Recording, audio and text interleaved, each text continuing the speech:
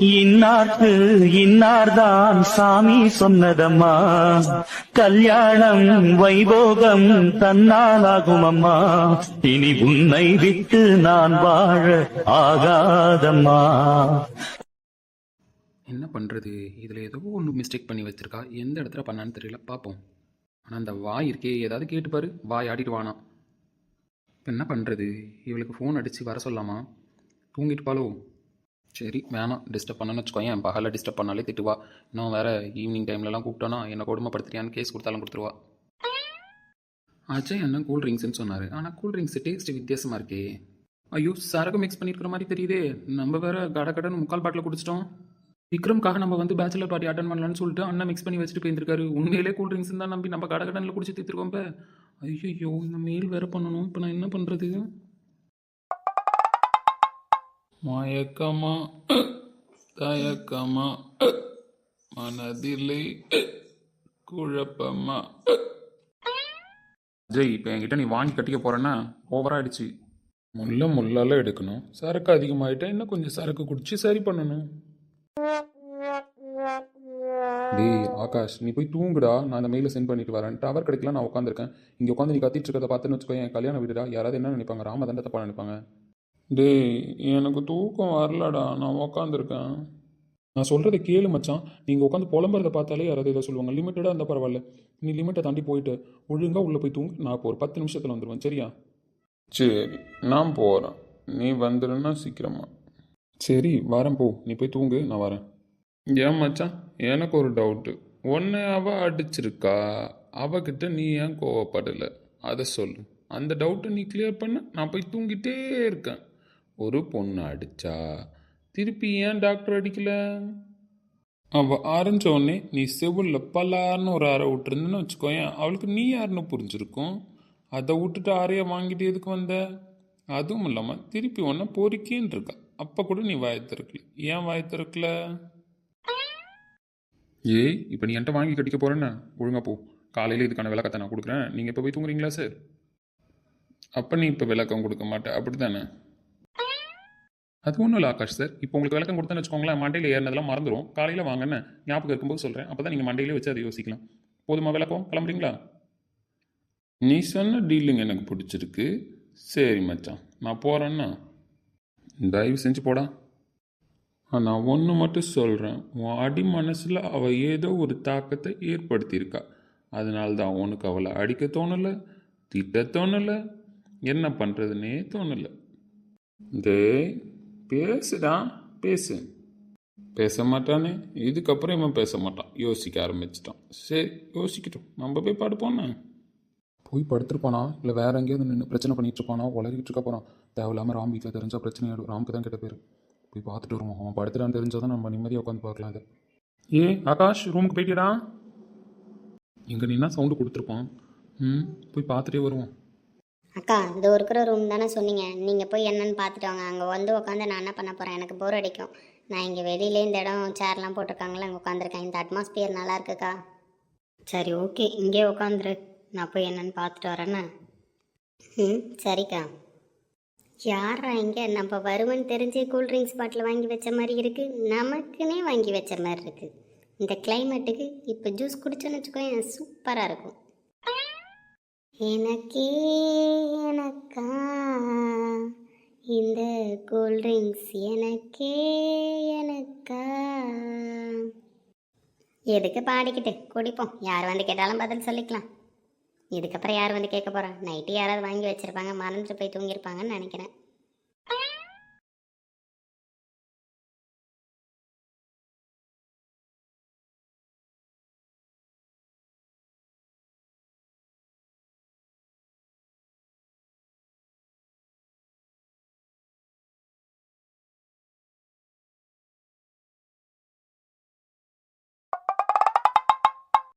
Juice நல்லா தான் இருக்குது, டிஃப்ரெண்ட்டாக டேஸ்ட்டில் இருக்கே. ஆனால் ஒரு மாதிரி கேர் ஆகுதே. என்னவா இருக்கும்? கொஞ்சம் தான் இருக்குது, அதையும் குடிச்சு வைப்போம். ஏய், ஏன்டி என்ன நிம்மதியாக விட மாட்டேன்? என் கனவுல கூட நீ இப்போ எழுத்தாப்பில் நிற்கிற மாதிரியே தெரியுது. எழுத்தாப்பில் நிற்கிற மாதிரி தெரியுதா? பேச்சு டிஃப்ரெண்ட்டாக இருக்குது. யோ, நான் உண்மையிலே உன் எழுத்தாப்புல தான் நிற்கிறேன். வாடி போடி நேரம் கூப்பிடுறேன். அப்படி தாண்டி கூப்பிடுவேன். என்ன பண்ணுவ நீ? என்ன பண்ணுவேன்னு கேட்குறேன். வாய் வாய் பேசிட்டே தான் என்னை மயக்கிட்டா. மயக்கிட்டேனா? ஐயோ, எழுத்தாப்புல பாட்டிலு, இது பேச்சில் தெளிவில்லை, ஏதோ நடந்திருக்கு. அஜய் சார் குடிச்சிருக்கீங்களா? குடிச்சிருக்கேனா? ஆமாம் குடிச்சிருக்கேன். ஆனால் நானாக குடிக்கல தெரியுமா? நான் வெளியில் வந்தாலும் குடிக்க மாட்டேன். குடிக்கக்கூடாதுன்னு தான் இருந்தேன். இந்த ஆகாஷன் இருக்கார்ல, ஆகாஷன் அவர் தம்பி பாமான்னு கூல்ட்ரிங்க்ஸில் கலந்து வச்சுட்டு போயிருக்காரு. கொஞ்சம் குடித்தேன், சரக்குன்னு தெளிஞ்சிருச்சு. அப்புறம் சரி நம்மளுக்காக தானே வச்சுருக்காங்க, சரக்கு வேஸ்ட் ஆகக்கூடாதுன்னு ஃபுல்லாக குடிச்சிட்டேன். குடிச்சிட்டிங்களா? இப்போ என்ன பண்ணுறது? இவர்கிட்ட பேசினா ஒன்றும் புரிய போகிறதில்ல. ஆமாம், மெயில் அனுப்பிட்டீங்களா? என்னடி எனக்கு நீ ஆர்டர் போடுற? நான் மெயில் அனுப்புவேன், அனுப்பாமல் போவேன். உனக்கு என்ன சொல்ல? எப்போ பார்த்தாலும் என்கிட்ட எழுத்து எழுத்து பேசுகிறா.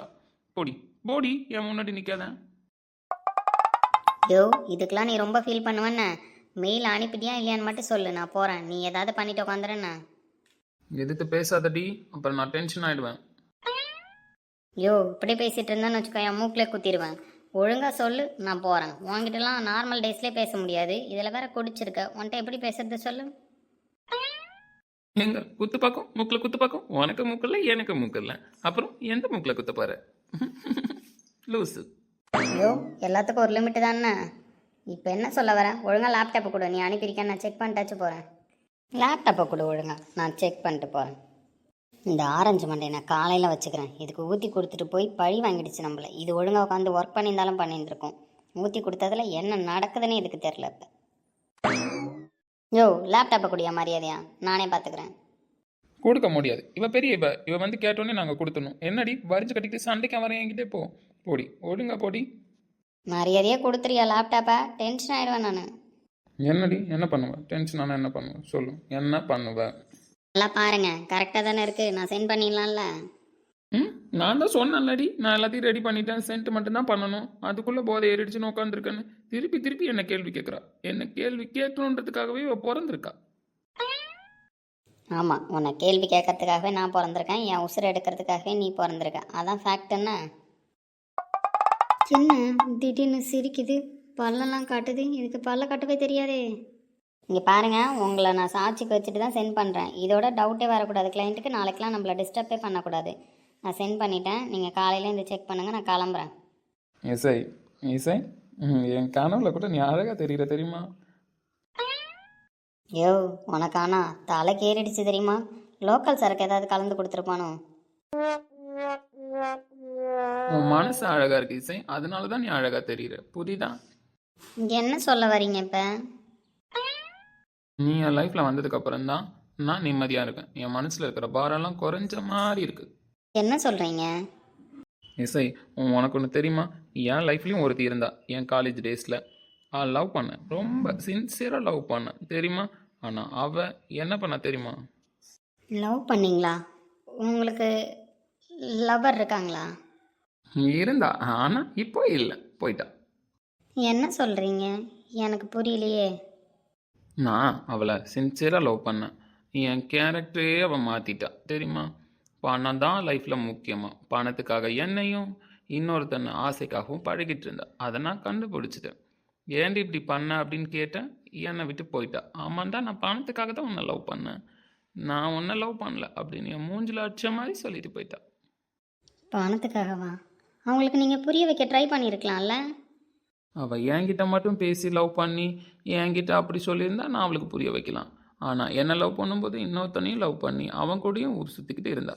பணத்துக்கு மட்டுமே இம்பார்ட்டன்ட் கொடுத்துட்டு இருந்தா. அந்த மாதிரி இருந்தால் நான் என்ன பண்ணுவேன்?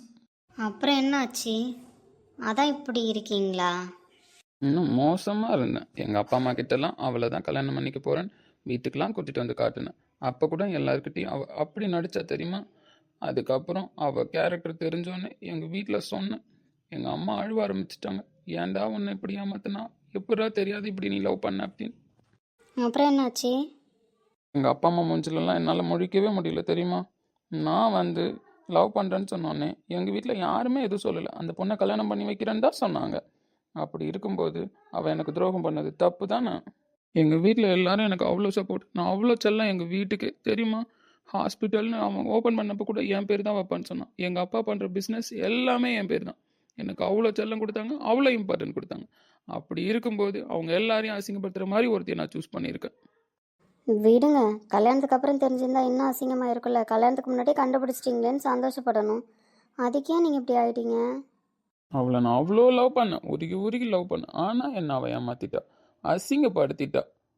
பணம் பணம் பணம், பணத்துக்கு இம்பார்ட்டன்ட் கொடுத்து இந்த அஜய் தேடி இருக்கா. அதுலேருந்து நான் யாருக்கிட்டையுமே வீட்டில் சரியாக பேசுறதில்ல. எங்கள் அண்ணன், அம்மா, அப்பா எல்லாரும் வருத்தப்படுறாங்க நான் இப்படி இருக்கிறத நினச்சி. ஆனால் என்னால் எதையுமே மாற்றிக்க முடியல, சிரிக்க முடியல, பேச முடியல. ஏன்னா அவன் என்னை அவ்வளோ அசிங்கப்படுத்தி கேவலப்படுத்திட்டு போயிட்டான். நீ எவ்வளோ இன்னசென்ட்டாக இருக்கிறது என் மனசில் ஏதோ ஒரு சந்தோஷத்தை தருது. நீ ஏன் பணத்துக்கெலாம் இம்பார்ட்டன்ட் தர மாட்டேன்? ஏன்னா நான் பிறந்ததுலேருந்து பணத்தையே பார்த்தது கிடையாது. பாசம் கிடைச்சா போதும்னு வாழ்ந்துட்டுருக்கேன். பாசம் பாசம் பாசம். அந்த லேப்டாப்பை தூக்கி அங்கே வையேன். ஏன்? வை, அப்போ தான் சொல்லுவேன். ம், என்ன என்ன பண்ணுறீங்க? மா அவள் தப்பானவனு எனக்கு தெரியலம்மா, நான் தெரியாமல் சூஸ் பண்ணிட்டேம்மா. மா உன் மடியில் படுத்து எவ்வளோ நாள் ஆகுதுமா? அவங்க அம்மான்னு நினச்சி பேசிகிட்டு இருக்காரு. இப்போ எப்படி எந்திரிக்க சொல்கிறது? அஜய் சார், அஜய் சார், நான் உங்கள் அம்மா இல்லை, எந்திரிங்க. அம்மா தான், ஏன் அம்மா தான். நான் இசை சார். உனக்கு ஒன்று தெரியுமா? அம்மாவும் இசையும் ஒன்று தான், அதை ஃபஸ்ட்டு தெரிஞ்சுக்கோ. ஏன் அப்படி சொல்கிறீங்க? ஆமாம், அம்மா நான் எவ்வளோ சோகமாக இருந்தாலும் என்னை வந்து சமாதானப்படுத்துவாங்க. நான் திட்டினாலும் ஏன் இவன் திட்டினாலும் இவன்கிட்ட போய் நம்ம பேசணும்னு நினைக்க மாட்டாங்க. நம்ம புள்ளன்னு கிட்ட வந்துக்கிட்டே இருப்பாங்க தெரியுமா? அதே போல தான் இசையும். இவன் திட்டுறான், இவன் பேசுகிறான் அப்படின்னு இருக்கவே மாட்டா. அவள் அவளோட கேரக்டரில் தான் வாழ்ந்துட்டுருக்கா. என்கிட்ட வந்து பேசுவா, நான் திட்டினாலும் என்கிட்டயும் வருவா. இவ்வளோ நல்லா புரிஞ்சு வச்சிருக்கேன், அப்புறம் ஏன் நம்மளை திட்டுது? இசையும் எங்கள் அம்மாவும் ஒன்று, ரெண்டு பேருமே என்கிட்ட பேசி என்னை சிரிக்க வைக்கிறவங்க. அங்கே வேற ஒருத்தி உட்கார வச்சுட்டு வந்தோம். அவள் என்ன ஆனான்னு வேற தெரில. இவர் வேற எந்திரிக்க மாட்டாரு. போய் ஃபஸ்ட்டு அவளை பார்த்துட்டு வருவோம் என்னன்ட்டு. இல்லை பக்கத்தில் விக்ரம் இருந்தா, இல்லை ஆகாஷ் யாராவது இருந்தால் கூப்பிட்டு வந்து இவர் கூட விட்டுட்டு போகலாம். சார் ஒரு நிமிஷம் எந்திரிங்க சார், நான் போயிட்டு உங்க அண்ணனை நட்ட கூப்பிட்டு வரேன். நடுராத்திரி அவனை வெத்தலைய போட்டுக்கிட்டு போனேனப்பமெல்லேரேனே ஒரு நான் நிமிஷம் எந்திரிங்க, சொகமா நான் போயிட்டு திரும்ப வந்துடுறேன்னு. என்ன குறையும் எல்லாரும் போறப்ப என்னை விட்டு போறீங்க. அத்தனைக்கும் நான் நான் போறப்பா போக மாட்டேன். உன்னை என் மேல என்ன விட்டா தப்பு? நான் போக எனக்கு மாட்டேன். நான் கெட்டியா யார் இருக்கா? உன்னை சுத்தி வார உன்னை சுத்தி வார மூச்சரைக்க நானும் கண்ணால் ஒரு சாட போதும் உசுர கட்டி கொத்தாக தார தங்கமே தங்கமே எம்பட தங்கமே தங்கமே தங்கமே தங்கமே எம்பட தங்கமே தங்கமே தங்கமே. சாப்பிடலையா நீங்க? மெயில் அனுப்பிட்டு வந்து சாப்பிடலான்னு இருந்தேன், அப்புறம் சாப்பிடல. என்னாச்சுன்னு தெரியல. பசிக்குதா? ஆமாம், பசிக்குது. சரி, நீங்கள் கொஞ்ச நேரம் எந்திரிங்கன்னு நான் போய் உங்களுக்கு சாப்பாடு எடுத்துகிட்டு வரேன். ம், கண்டிப்பாக திருப்பி வருவியா இல்லை என்னை விட்டு போயிடுவியா? நான் கண்டிப்பாக வருவேன். நீங்கள் இப்போ எந்திரிங்கண்ணா. அப்போ போயிட்டு வா. வெளியில் உட்காந்துருந்தா அவள் எங்கே இருக்கான்னு பார்த்துட்டு போய் கிச்சனில் சாப்பாடு எடுத்துகிட்டு வந்து இவருக்கு கொடுப்போம். பாவம் பசிக்குதுன்னு வேறு சொல்லிட்டாரு. எப்படி இப்படியே விட்டுட்டு போகிறது? விக்ரம் ஆகாஷ் யாராவது இருக்காங்களான்னு பார்ப்போம். சே, காலி ஆயிடுச்சு. சூப்பராக இருந்துச்சு சரக்கு. இவன் இங்கே என்ன பண்ணிட்டு இருக்கா? அதுவும் கையில் யாரா என் பின்னாடி பேசுறது? யாரா இருந்தாலும் என் முன்னாடி வந்து பேசுகிறா. ஓய் பொறுக்கி, நீயா?